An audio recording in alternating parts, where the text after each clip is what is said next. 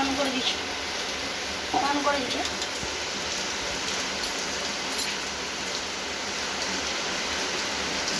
না কি বলি, তেল লঙ্কা ফোড়ন দিলাম, তেল লঙ্কা এবং ফোড়ন দিলাম। এবারে আরও অনেক কিছু দিতে হবে, তেল লঙ্কা ইত্যাদি ফোড়ন। এবারে 7 রকমের শাক দেওয়া হচ্ছে। 7 রকমের শাক দেওয়া হয়ে গেল। সব একসাথে এবারে ভালো করে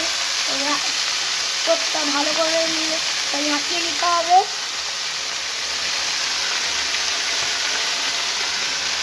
নুন দিয়ে দিলাম একটু পরিমাণ মতো, 1 চামচ হলুদ গুঁড়ো,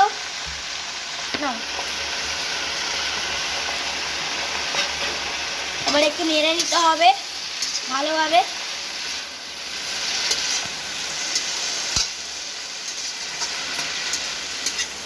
তো ভালোভাবে সব একসাথে নেড়ে নিতে হবে।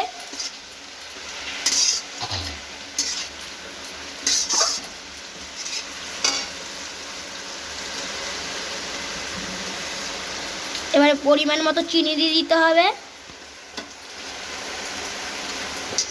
আবার একটু ভালোভাবে নাড়াচাড়া করে রেখে দিতে হবে, করতে হবে।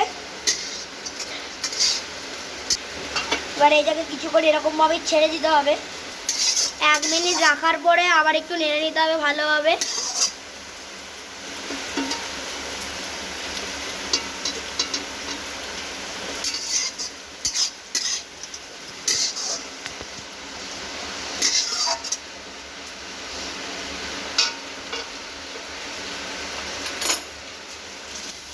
মোটামুটি 3 মিনিট রাখার পরে একটু ভালোভাবে নাড়াচাড়া করতে হবে, তাহলে এই জলটা মরে যাবে। মোটামুটি ভালোভাবে নাড়াচাড়া করে নিতে হবে 3 মিনিট রাখার পর। আস্তে আস্তে শাক ভাজাটা তৈরি হতে এলো।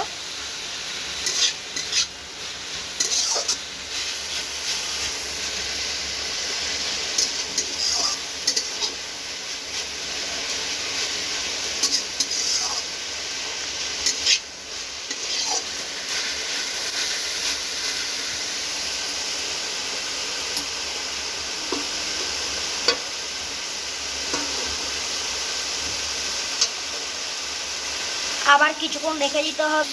এবারে একটুখানি নেড়ে চড়ে তারপরে শাক ভাজা থেকে নামিয়ে নিতে হবে।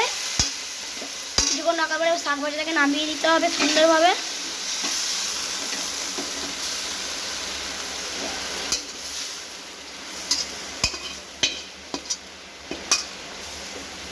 শাক ভাজাটা আমাদের নামানো হয়ে গেছে।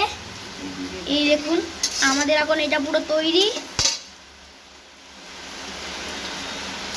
আমাদের এটা পুরো তৈরি হয়ে গেছে খুব সুন্দরভাবে। আজকের আমাদের এই রেসিপিটা কেমন হয়েছে বলুন, এবং ভালো লাগলে লাইক এবং সাবস্ক্রাইব করুন।